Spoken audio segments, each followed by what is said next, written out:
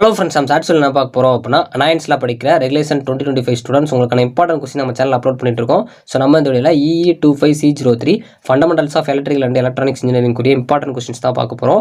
So first unit DC circuits, அதில் part A பொறுத்த வரைக்கும் ஓம்ஸ் லா அதோட லிமிடேஷன்ஸும் பார்த்துக்கோங்க. கிர்ச்சாஃப் லா ரொம்ப முக்கியம். அதில் கேவிஎல் கேசிஎல் எதுனாலும் கேட்கலாம், நல்லா பார்த்துக்கோங்க. இந்த ஃபஸ்ட் யூனிட் பொறுத்த வரைக்கும் டிசி சர்க்யூட் ரொம்ப முக்கியம். அதோட காம்போனன்ட்ஸ் அப்ளிகேஷன்ஸ்லாம் நல்லா பார்த்துக்கோங்க. இன்ஸ்டன்டேனியஸ் பவர் ரொம்ப முக்கியம். ஆவரேஜ் அண்ட் ஆர்எம்எஸ் வேல்யூ இது ரொம்ப ரொம்ப முக்கியமான ஒன்று.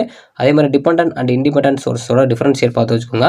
பீக் ஃபேக்டர்னா என்னன்னு கேட்கலாம். ஸோ நல்லா பார்த்து வச்சுக்கோங்க. பார்ட் பி பொறுத்த வரைக்கும் உங்களுக்கு நோடல் அனாலிசிஸ் கேசிஎல்லேருந்து, அதே மாதிரி மெஸ் ஆர் லூப் அனாலிசிஸில் கேவிஎல்லேருந்து கேட்கலாம்.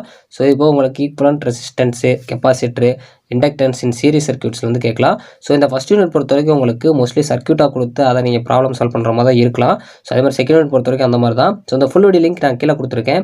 ஏன்னா அந்த ஃபுல் வீடியோ லிங்கை பார்த்து உங்களுக்கு எந்த மாதிரிலாம் கொஸ்டின் கேட்பாங்க அப்படிங்கிற பார்த்துக்கோங்க. எல்லோ கலரில் செட் பண்ணியிருக்க டாபிக்ஸ் வெரி வெரி இம்பார்ட்டன்ட். இது ப்ரீவியஸ் ரெகுலேஷன்ஸில் அடிச்சு துவச்ச கொஸ்டின்ஸாக நான் கொடுத்துருக்கேன்.